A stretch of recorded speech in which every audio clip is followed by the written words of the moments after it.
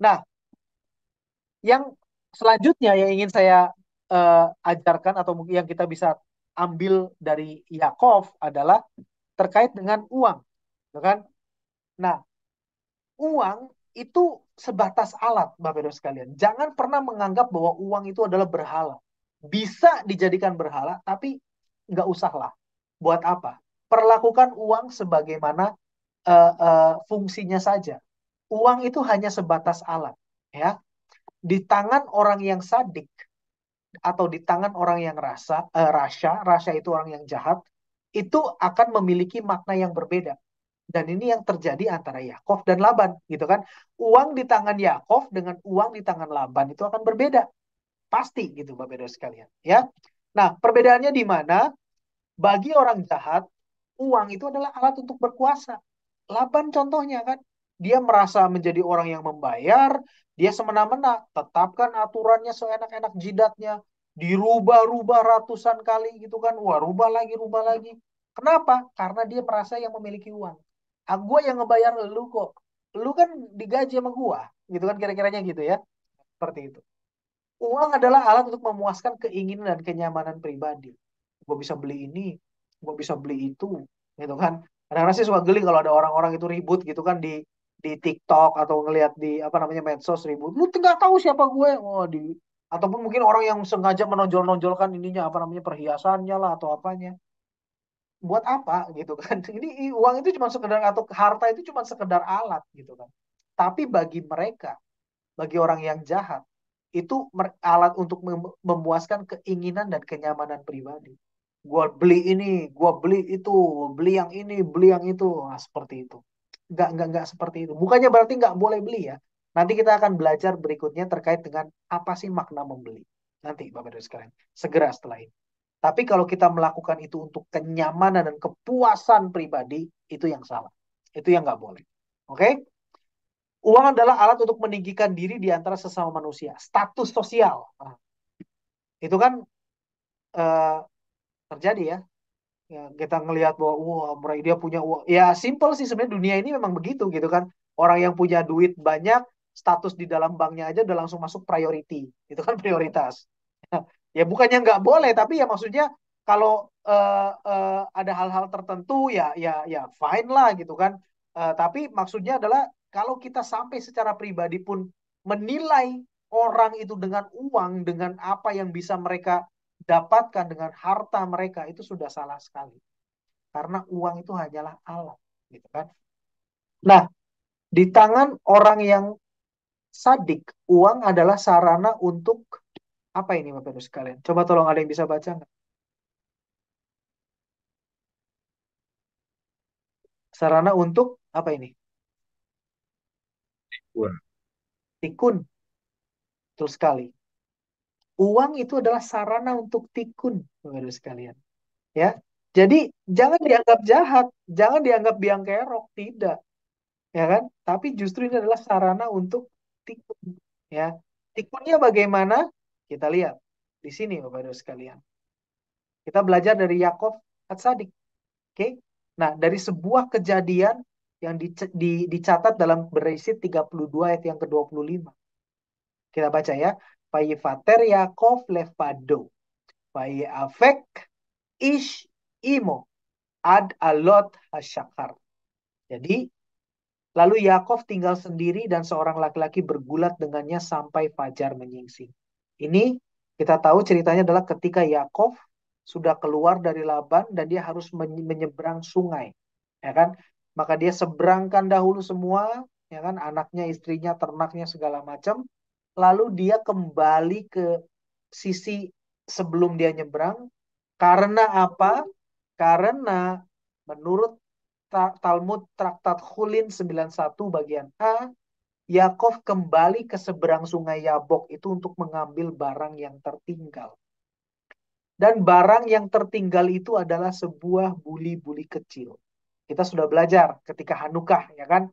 Nah, bayangkan sebetulnya itu berlapis-lapis. Kalau kita sudah mengetahui cerita tentang Hanukah bahwa di dalam buli-buli kecil itu adalah apa namanya minyak zaitun yang didapatkan atau dibuat di press oleh Nuh, yang mana buah zaitunnya adalah yang dibawa oleh burung gagak ya, yang kalau nggak salah ingat burung gagak yang ngambil itu, dan itu akan menjadi minyak yang bisa menyala selama 8 hari. Kita akan bisa memahami bahwa, oh iyalah itu sangat berharga. Tapi tidak demikian, Bapak-Ibu sekalian. Ingat, pemahaman Taurat itu adalah layer by layer. Layer pertama, Taurat ingin kita memahami bahwa yang diambil oleh Yakov sehingga dia harus kembali ke seberang sungai itu adalah sebuah buli-buli kecil yang simple dan mungkin kita nggak anggap. Itu yang memang perlu kita pahami, Bapak Ibu sekalian. Ya, nah jadi artinya bagi orang saleh, ya, uang yang dimilikinya itu lebih berharga dibandingkan dirinya sendiri. Karena uang tersebut diperoleh dengan menempuh jalan kebenaran, hasil mulia, bukan dari hasil belok kiri, belok kanan, kadalin peraturan ini, langgar peraturan itu, suap sini, sogok sana, enggak seperti itu. Makanya berharga, ya. Dan buli-buli tempat kecil, buli-buli kecil tempat minyak itu dibawa dari perjalanan awal yang dipakai olehnya ketika mengurapi event Setia juga seperti itu. Dan mungkin buli-buli kecil itu juga yang Taurat ingin kita pahami level awalnya adalah buli-buli kecil itu dibeli oleh Yakov, walaupun mungkin tidak dibeli ya, tapi maksudnya dalam keadaan seperti ini, pemahaman awal itu mungkin kita bisa berasumsi bahwa buli-buli itu didapatkan oleh Yakov sebagai hasil usaha. Ya kan, walaupun kecil, kalau itu adalah hasil usaha kita, kita harus hargai. Jangan kita sia-siakan, jangan kita berpikir, ah nggak apa-apalah, kita bisa beli lagi itu sesuatu yang kecil kok. Salah, jangan begitu Bapak Ibu. Karena sebetulnya dengan hal yang kecil itu, kalau kita bisa menghargai, itu adalah kita masuk dalam kategori orang yang saleh seperti itu. Ya, nah kita lanjutkan. Karena membeli dalam bahasa Ibrani itu artinya, dalam bahasa Ibrani itu digunakan kata liknot. Membeli sesuatu itu artinya bahasa Ibrani-nya itu adalah liknot. Dan liknot itu memiliki akar yang sama dengan letaken, memperbaiki, meningkatkan. Dan letaken ini dan liknot ini memiliki akar yang sama dengan kata tikun, yaitu rectification, usaha memperbaiki. Jadi contohnya itu seperti ini Bapak Ibu sekalian. Dengan membeli sesuatu, kita memperbaiki keadaan daripada benda yang kita beli. Contohnya, membeli barang. Kita meningkatkan guna dari barang tersebut, ya kan? Kayak misalkan kita membeli apa namanya furnitur dari sebuah kayu dirubah menjadi furnitur. Itu sudah ada potensinya. Lalu dipajang di toko. Kalau nggak ada yang beli, itu kayu akan selama-lamanya menjadi pajangan dan bahkan bahkan bisa rusak. Tapi dengan kita beli, itu bisa melayani kita menjadi meja makan. Kita bisa duduk di situ, bisa apa namanya kerja di situ kalau itu adalah meja kerja. Jadi ada gunanya dan itu adalah tikun bagi si kayu tersebut, bagi si pohon tersebut. Dari pohon yang cuma sekedar tadinya cuma tumbuh begitu aja, lalu mungkin bisa kena gara-gara kebakaran atau karena bencana lalu dia bisa mati, tapi ada yang nebang lalu dibuat jadi kayu, lalu dibuat jadi furnitur, lalu dibeli oleh manusia, lebih berguna. Itu namanya tikun, Bapak Ibu sekalian, rectification, ya.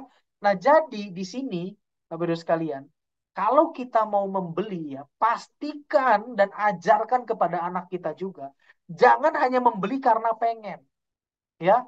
Lalu setelah membeli, jangan juga berkata kalau rusak gitu ya, oh ya udahlah nggak apa-apa nanti mama papa bisa beli lagi. No, jangan seperti itu Bapak Ibu sekalian. Jangan mudah seperti itu dalam mengajar anak, nggak boleh. Ajar anak untuk menghargai. Kita itu beli itu ada tujuannya karena kayak misalkan mainan anak gitu ya, misalkan kita beli untuk dia agar bahagia, ya kan? Lalu ketika dia rusak kan kita harus belajar, bahwa kan jadi rusak kan, maka kita harus rawat sehingga ini apa namanya mainan ini bisa tetap berguna lama dalam jangka waktu lama. Jangan hanya baru sekali dipakai lalu dibanting-banting lalu rusak. Oh ya udah kita bisa beli lagi. Nggak boleh seperti itu, Bapak sekali. Artinya kita tidak menghargai tikunnya daripada si barang tersebut. Ingat ya, kita jangan berkata bahwa oh itu kan cuma sekedar barang benda mati. No, pahami bahwa ingat ketika Rabbi Cohen mengajar kita, bahkan di dalam satu pen pun, plastik pun ada unsur Hashem di situ. Dalam segala macam unsur jagat raya ini. Ingat, jagat raya ini itu adalah diciptakan ex nihilo. Dan ex nihilo itu artinya sumbernya dari mana? Dari Hashem. Jadi artinya semua barang yang ada di dunia ini bentuknya apapun, mouse, komputer, nih Bapak Ibu sekalian, gelas, ini memiliki unsur Hashem di dalamnya. Jadi ketika kita beli, kita juga harus bisa merawatnya, kita bisa harus menghargainya, gunakan semaksimal mungkin sampai selesai. Baru setelah itu kita kalau memang ternyata sudah sampai umurnya, misalkan kayak misalkan ballpoint habis tintanya, ya sudah, ya kita buang nggak apa-apa. Karena memang sudah selesai masa masa pakainya, kita beli lagi. Jangan juga udah kita ballpoint kita kita lempar-lempar apa segala macam murah kok cuma berapa ribu perak, nggak boleh seperti itu. Ya, ingat, kita membeli itu bukan karena kita mampu. Kita membeli itu karena kita ingin meningkatkan, ingin melakukan tikun buat si barang tersebut. Meningkatkan guna dari barang yang kita beli. Makanan juga sama. Kita makan artinya kita mendapatkan energi dari makanan yang kita makan. Saya sudah pernah ajarin kan, sayur yang kita makan, daging yang kita makan itu diserap dan energinya mereka itu kita gunakan untuk melakukan 7 hukum Nuh. Itu mereka akan sangat berterima kasih Bapak Ibu sekalian. Tanaman daging tersebut dalam tanda petik akan berterima kasih kepada kita. Kenapa? Karena digunakan untuk hal yang baik. Mereka berkontribusi terhadap apa namanya pelaksanaan daripada 7 hukum Nuh melalui kita, karena dia sudah berubah menjadi energi yang ada dalam diri kita. Seperti itu. Membeli tenaga atau jasa atau memperbaiki juga ini sama, memperbaiki atau meningkatkan si pemilik daripada tenaga tersebut. Kehidupan daripada si pemilik tenaga itu bisa lebih baik. Kita bisa berikan upah yang layak, mereka bisa hidup menghidupi keluarganya seperti itu. Ya, maka jika kita dianugerahi dengan daya beli yang baik dan kuat, artinya Tuhan sedang mempercayakan kita untuk memperbaiki dan meningkatkan sekeliling kita, sesama manusia, hewan, tumbuhan, ataupun semua sekeliling kita. Ini yang bisa kita pahami. Untuk itulah kenapa Yakov sangat menghargai satu bulir itu. Karena bayangkan ketika kalau misalkan dia cuek aja, dia tinggal. Ini kita nggak ngomong apa isinya ya. Kita ngomong hanya sekedar buli-buli saja. Kalau Yakov cuek, itu buli-buli kecil. Nggak ada isinya apa-apa kok. Tinggal aja, nggak apa-apa. Keluargaku lebih penting. Gitu kan. Keluargaku ada sudah di sana. Tapi Yakov setelah memastikan keluarganya aman, dia prioritas tetap di situ kan. Dia balik, dia ambil. Kenapa? Bayangkan kalau ditinggalkan itu buli-buli kecil. Itu pasti mungkin dia akan rusak di situ, mungkin diinjak-injak orang di situ, dan dia tidak akan bisa berguna lagi. Itu Bapak Ibu sekalian. Kita itu harus bisa sampai seperti itu. Ya, jadi nggak ada lagi kita membeli dengan sembarangan gitu. Karena aku pengen lah, karena aku kan punya, aku pengen aku belilah gitu. Nggak harus seperti itu. Tidak seperti itu. Oke? Nah, maka dari itu saya mau berkata, dan ini sebetulnya sesuai dengan Taurat. Cintai uang dengan cara yang benar. Tidak ada yang salah dengan mencintai uang kita selama kita mencintainya dengan benar. Ya, dapatkan dengan cara yang sesuai, ya kan? Dan gunakan juga dengan cara dan di jalan yang benar sesuai dengan Taurat, Bapak-Ibu sekalian. Tidak ada yang salah, ya. Nah, maka dari itu, Bapak-Ibu sekalian, eh, lebih dalam terkait dengan tadi yang jika kita dianugerahi dengan darah dibeli yang baik, itu artinya dengan kita itu membuat kita tetap sehat dan bisa melakukan mitzvah. Ya kan, kalau kita bisa memiliki parnasa yang baik, rezeki yang baik, kita tetap sehat karena kita mendapatkan makanan yang baik, ya kan, melakukan mitzvah. Membuat keluarga kita juga tetap sehat, jelas kita bisa support gitu kan. Lalu menjadi saluran berkat bagi orang lain. Ini juga penting Bapak-Ibu sekalian. Tidak bisa kita gunakan tanpa uang, ya kan? Sedekah, ya kan? Kalau zaman dahulu mungkin sedekah itu sebelum mungkin adanya uang gitu ya. Sedekah itu dengan apa namanya? Dengan hasil bumi. Ia berlaku kalau bagi orang-orang yang memiliki tanah besar, memiliki perkebunan. Lah kalau kayak kita, kalau kayak saya gitu, yang nggak punya tanah, nggak punya apa ya, yang cuma bisa kerja, sulit untuk sedekah karena nggak punya, ya kan? Tapi dengan adanya sistem perekonomian seperti sekarang ini, di mana kita yang tidak punya tanah bisa bekerja dan punya penghasilan, kita bisa ikut bersedekah. Yang tadinya tidak mungkin jadi mungkin. Luar biasa kan? Nah, itulah Bapak Ibu sekalian. Itulah cara Taurat dan cara orang Yahudi memandang semuanya ini. Jadi nggak, ini jahat nih, itu jahat. Nggak seperti itu Bapak Ibu sekalian. Semua terjadi di dunia ini, bila mana bisa terjadi, pasti atas izin Hashem. Dan yang kedua, pasti ada manfaatnya. Bisa kita manfaatnya. Walaupun juga bisa dimanfaatkan untuk sisi yang buruk. Jangan ambil yang buruknya, ambil yang positifnya. Seperti itu. Ya, memberikan sedekah bagi penyebaran Taurat, memberikan sedekah bagi orang yang membutuhkan, ya kan? Membayar gaji karyawan, dengan membayar gaji karyawan artinya si karyawan tersebut bisa memberikan juga kepada keluarganya, terlibat dalam tindakan-tindakan kebajikan lainnya. Dan ini yang mungkin sering sekali orang salah mengerti, menghargai orang lain. Saya mau tekankan di sini baru sekalian, tidak ada yang salah dengan memberikan penghargaan kepada orang lain dengan uang. Tapi bukan nyogok gitu ya. Bukan kita memberikan uang demi agar kita menang perkara yang mana kita salah. Itu nggak boleh. Tapi kalau misalkan ada seseorang yang sudah membantu kita, sudah memberikan sesuatu kepada kita, dan kita ingin menghargai mereka, no problem. Uang adalah cara yang baik, Bapak Ibu sekalian. Di masyarakat kita mungkin memberikan penghargaan dengan uang itu rasanya nggak baik gitu ya. Kenapa? Karena mentalitasnya dan pemahamannya berkata bahwa uang itu jahat, uang itu kotor, salah Bapak Ibu sekalian. Uang itu salah satu cara untuk menghargai orang lain juga.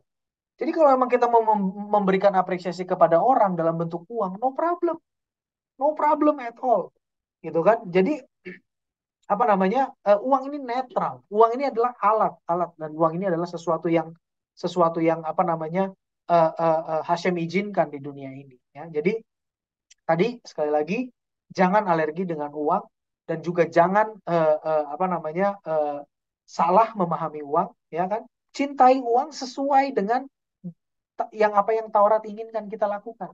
Dapatkan dengan cara yang jujur, dapatkan seperti Yakov, dapatkan dengan cara yang benar, gitu kan, nggak potong sana potong sini. Lalu kita gunakan juga untuk cara yang benar, untuk sedekah, untuk menghidupi kita dan keluarga, untuk menghargai orang lain, no problem. Oke, demikian yang bisa kita pahami, yang bisa kita pelajari malam ini, dan saya harap ini bisa menjadi uh, uh, bekal bagi kita semua dan bisa merubah paradigma kita. Dan harapan saya, kita semua bisa terus sukses di dunia ini, ya, dan tentunya sukses dalam hal ini uh, uh, tetap ada di dalam koridor tujuh hukum Nuh, dalam koridor Taurat. Baruch Hashem, demikian yang bisa saya sampaikan malam ini.